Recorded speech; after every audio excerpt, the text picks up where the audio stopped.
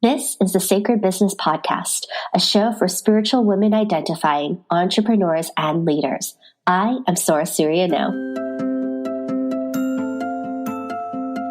On this show, you'll meet inspiring guests, get some business tips, experience sacred practices, and listen to my personal lessons as a business owner. As a transformational business coach, powerful medicine woman, inspirational speaker, fire igniter, heart whisperer, and world traveler, I've helped hundreds of women around the world heal their stories and transform their sacred businesses. It's time for us to claim our rightful and equitable place in entrepreneurship through scaling our business efforts. You are worthy, divine sister.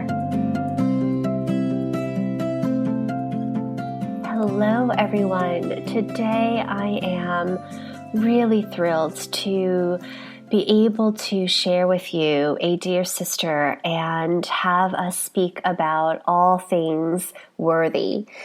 Her name is Charlotte Elea, and Charlotte has been part of the Sacred Business Mastermind in all of its iterations now for the third time running. And I have to say, I am astonished and so inspired by the growth of this being, not only in her ability to go down and deep in excavating herself and her shadows, but also to constantly get clearer and clearer around her medicine and her power, and then strap in and go on a cosmic ride, manifesting the vision and the desires that she sees and feels true to how she desires to be of service. And so I look forward to having you listen in on today's podcast. Charlotte is the author of the book To Be Worthy and an expert in emotional self-healing. She's an intuitive guide and mentor to soulful women who are ready to know who they really are and awaken their healing gifts. She's passionate about leading women in the discovery that they may take the painful, difficult, and wounded parts of themselves and transform them into freaking gold. She has a background in clinical psychotherapy and has been a student of her intuition for over 20 years. She's developed unique approaches to self-healing and self-discovery through her own experiences of deep transformation and healing. She lives in California with her wife and her dog. Hello, my dear ones. Today we have Charlotte. Hello there. Hi, Sora. It's so lovely to have you with us in our sacred little sanctuary today. I'm so excited to be on your podcast, Sora. Well, I thank you very much. I'm wondering if we could start because before even this call, we were talking a little bit about play. And so I was curious if we can go back to when you were younger, when you were a child. What did you love to play? I loved make-believe. Anything make-believe. I could hang out by myself or with a friend. It didn't matter for hours or on end. Or invisible friends, right? Or invisible friends, exactly. In my backyard, like in an extravagant world that I created for myself. I love that. And tell me more about these extravagant worlds you created. Were they very real or were they very mystical? Like, tell me more. Both. And so sometimes we would just play that we were college students and living in a dorm. And then sometimes I remember this one, for some reason, me and my friend liked to play that we were captains on a ship. And we would make the bed into being the ship. That's amazing. Yeah. And then other times I would be like an elf living in a forest with all my elf friends. And that was like my favorite. That was like when things in my world were stressful or I was unhappy, that was like my safe place that I escaped to. Oh, I love it. Okay. So your safe space was you being an elf in the forest? Yes. What about that created safety for you? It created this feeling that there was this other world where I really belonged, because I didn't feel like I belonged in my world. And so it was like there was these people that knew me and were welcoming me in to this perfect place. Yeah. Oh, I love this question and what you shared, because I find that this just reveals so much of a person. So you first shared about being pretending to be a college student. So this idea of what it would look like to adult, right? And be out there in the world. And then the second was being on a ship, and you are constantly in a place of navigating unknown terrain in your internal being. So that makes a lot of sense. Yeah. And then the elf in the forest, when you felt like it was a place where you belonged, meaning there were moments in your own life where you felt like you didn't belong. And I wonder if we can talk a little bit about that, because you have recently written a book, and the belonging bit, I think, is an important piece to this. Yeah? It totally is. Yeah, definitely. And I think that's such a common thread for a lot of us who grew up just feeling really different from our family, from our classmates, or there was just something about ourselves that made us feel different. And for whatever reason, we didn't get the message from outside of ourselves that whatever made us different made us special. And it wasn't a positive affirmation, so sometimes if we receive just silence around it too, then we internalize that whatever made us different made us wrong. Yes. Yeah. Would you be willing to share either a story or a little in-depth emotion around what the sense of not belonging felt like for you? Yeah, it felt like, it just felt like I needed to find a way to fix myself, that there was something missing in me that I needed to find to kind of fill me in so that then things would go right. And it was a story that I held that it was because I had these missing pieces that things didn't go right for me. And that I didn't get what everybody else got. Oh, it's so good, right? That's what I find, that in our spiritual community, that often in the beginning, people are seeking to find something that is missing, right? And so even the idea of, quote, soul searching, it feels like an outside experience rather than coming and reclaiming ourselves as whole. Right. Oh, so good. Can you tell me what self-worth is to you? Self-worth is really about getting right with myself. It's about knowing that the relationship to myself is really, the most important relationship that I have, and will then impact and transform every relationship, every other relationship in my life.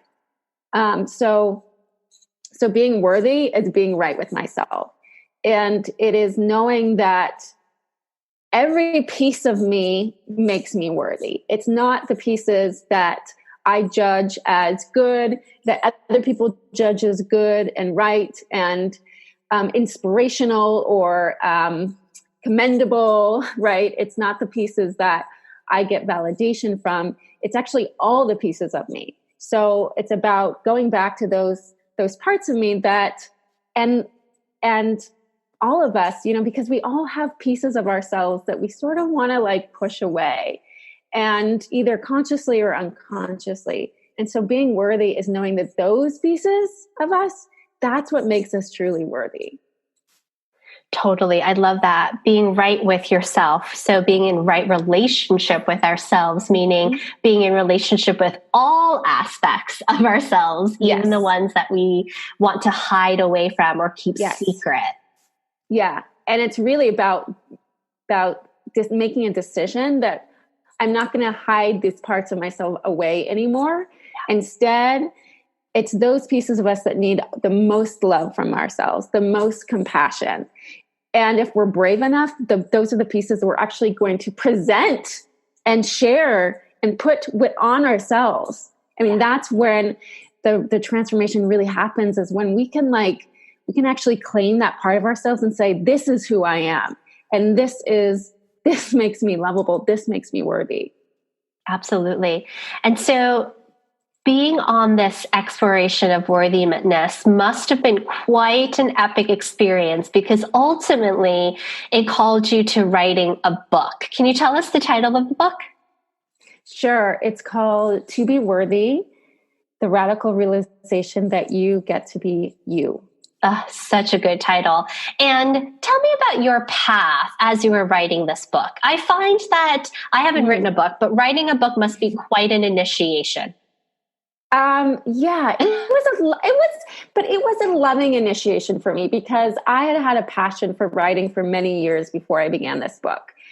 And so it was definitely a calling, to explore, to share my journey thus far, right? That was the sort of the calling.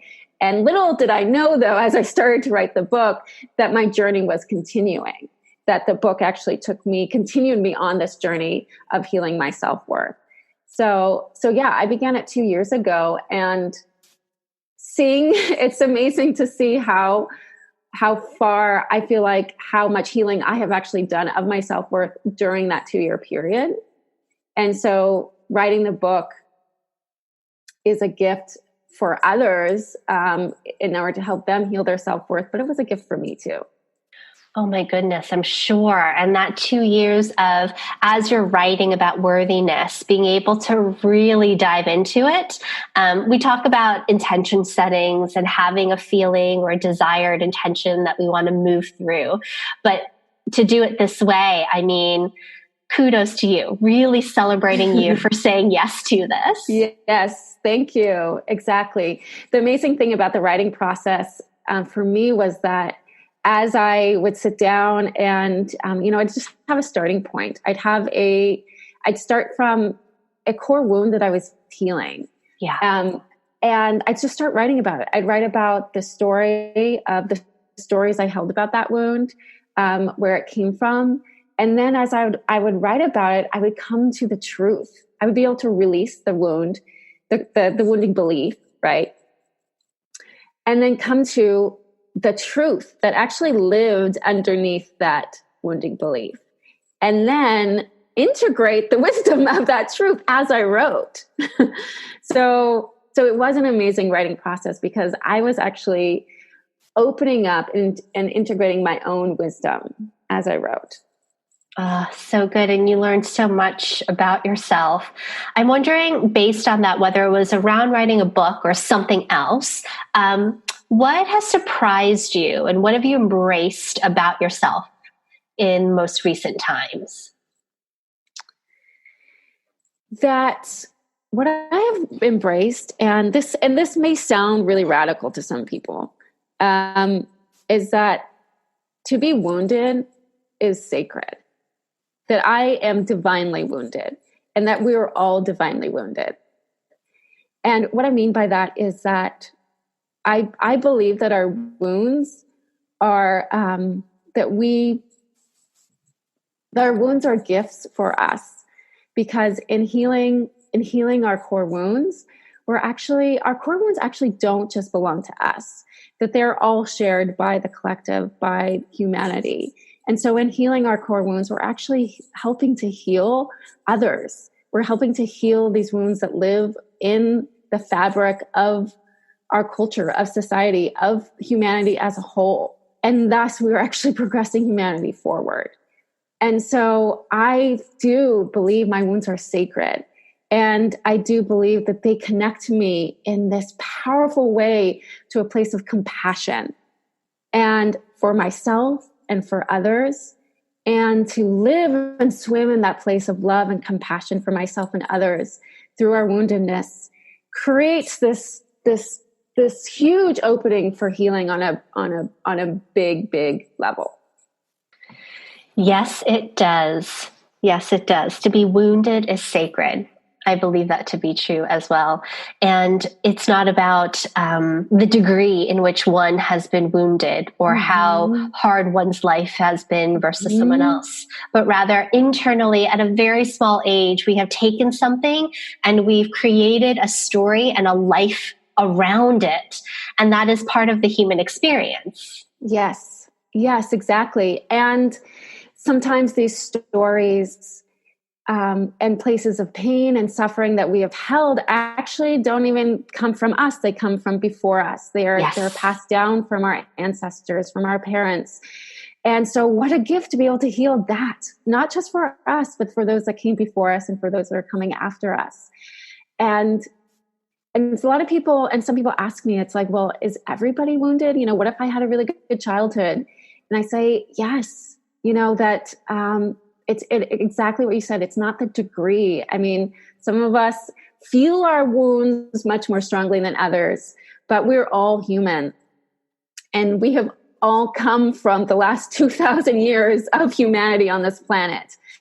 We're all impacted by it, and so we have the choice. It's really about the choice of do we want to kind of step into that place of knowing and loving our wounds, and thus healing them, right? Yeah, absolutely. So many of our listeners would probably categorize themselves as highly sensitive. And many of them are coaches, healers, and business owners, and may even claim that they're an entrepreneur. And I'm wondering if you can share a little bit about what you know to be true around self-worth and being in business. Sure. And I have been really, really learning this the past month, as you've known, because to me, it has really been a journey of learning to receive. Learning to receive for myself, for my business. And in order to receive, we have to heal our wounds of self-worth. Because if we don't believe ourselves worthy of receiving what we desire, then we end up being really stuck. So yes. So to me, it's been a lesson of asking, of letting myself be vulnerable to asking, knowing myself worthy of receiving that which I desire. I think the two is so deeply connected. Like you said, I love what you said around, okay, if there is a sense that you find yourself not feeling worthy, then receptivity is not going to be on the table, meaning you will not receive support. You don't know how to receive that support. But in addition to that, in your business, if you don't find yourself worthy, then ultimately you don't find your work worthy, your gift and your medicine worthy. So then receiving clients, receiving payment, receiving growth in your community, receiving positive feedback and love, receiving friendships and collaborations, receiving dynamic new visions, like all of it, you'll second guess yourself because there's a sense of not being worthy. Right, exactly. It's like if we are asking for any of those things in order to fill a place within ourselves where that feels empty, right? If we're asking for any of those things in order to fix ourselves, then it's not going to land. It's like it's asking from that place of knowing ourselves already worthy of receiving it. Yes. Versus asking for it in order to be worthy. Yes. In order to get validation or to prove that you are worthy. Like, oh, I now have clients. I must be worthy and I must know something. Right. Or I see people that are asking if they can support me and they've now done X, Y, and Z. I must be worthy of their love. Yeah, exactly. Love that reframe. Absolutely. One last question. So as I do believe that self-worth is something that many have different layers that they're exploring within their own wounds. And so therefore the worthiness piece can come up, especially when you have something that you desire to create in the world and go from beginning, middle to end. Right? How often do we say, oh, I've got a new download and I must do this thing. And then one starts it, but never finishes it. And part of it could be based on this idea of worthiness. So I wonder if you could share a little bit about either a personal experience of like when something fell apart and when you actually went from full completion, and how that actually may signify this core wound of worthiness. Yeah, most definitely. I think that's such a great just point to bring up too, is just knowing that whenever we begin a project or endeavor or anything that has like a journey of its own, from start, middle to finish, our wounds of worth will come up, and even if we believe ourselves to be already healed of our worth, that whatever has been lurking in the shadows is going to come up. It is going to come up, especially in that middle zone, and especially at the end zone. So this book actually took, we're now 1 month away from launch, and I've just completed this crowdfunding campaign for it. And so we're really close to launching it. And so it took a little over 2 years to come into fruition. And to me, like the point of challenge came after I'd actually finished the first draft and after I'd even done the first edit. And then I got to a point where I was like, oh, like what's next? And I found myself really, really just sitting on it and hesitating and not knowing sort of what the next step was, and not knowing, I got kind of stuck in that like how place, like how am I supposed to find an editor for this thing? And how am I supposed to find, how to publish it? And all those sort of how questions were actually a total way for my mind and ego to distract me from what was really going on, which was the reality starting to come in that like, yes, my soul desires for this book to actually be in the world, right? To be widely read. And for that to happen, if that was to happen, those people in the book that I wrote about, being my parents, are going to be reading this book, and I'm going to be fully exposed to the wounds that I've carried, and my full journey, and the story that I've been, that I have been healing my entire life, was that me and my authentic truth hurts those that I love. It hurt my mom. It hurt my dad. Mm-hmm. And so I was actually facing down once again this wound that I had actually believed I had healed for the most part. I was facing it down in even a greater, grander way, that my book was going to destroy my mom. That me expressing my truth was going to destroy her. And I felt like fully in, I cannot do that to her. I cannot do that to her. And I had a mentor at that time who I was expressing this to share to me. And she said, Charlotte, as a parent, parents and their highest selves only want their children to express their greatest selves. And so can you hold your mom to her highest self? And I said, yeah, I think I can. And so I began then, that was a little bit of a journey then though, the next few months, emotionally, really, really working through that. And sitting in that truth of I can and will hold my mom to her highest self and trust her.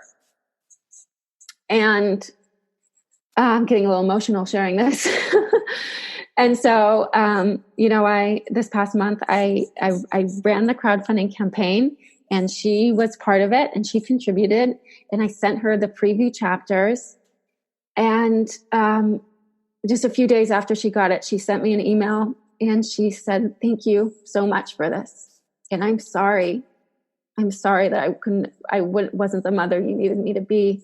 And I never thought I'd hear that from her. And so that journey was itself so, so healing. being able to step up and say, my voice is needed, my authentic voice is needed, not just in the world, but to her as well. Absolutely. Oh, that is a beautiful story. And one to really remind ourselves around in any sort of place of what we may feel is conflict, whether it's with a parent or a partner or a loved one or a colleague, that if we can remember to first connect with our higher selves, both individuals, then there could be so much that could occur from that. And then two, what I'm taking away is this idea of when you feel deeply in alignment with a vision and you are feeling called for it to start, be in the middle, and finally come to a completion, that there are going to be moments where it gets tricky, and it is about resilience. And you persevered and you said yes to all of the hard roads that sometimes you had to travel to really go into the depths of your healing. And by doing that, you were stronger and more clear, and it allows you to be the person to share this work because you said yes to going through it yourself in this very intimate way. Yes, totally. Yeah. And I think also that in following that path of like inner calling,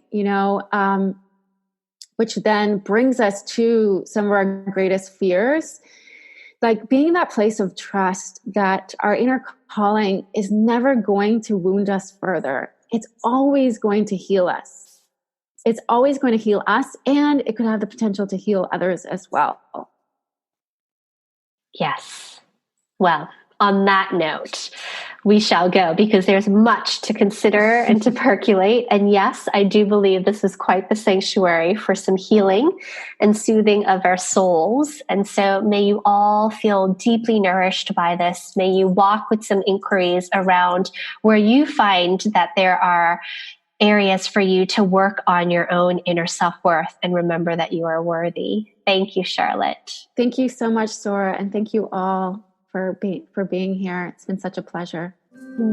Till next time.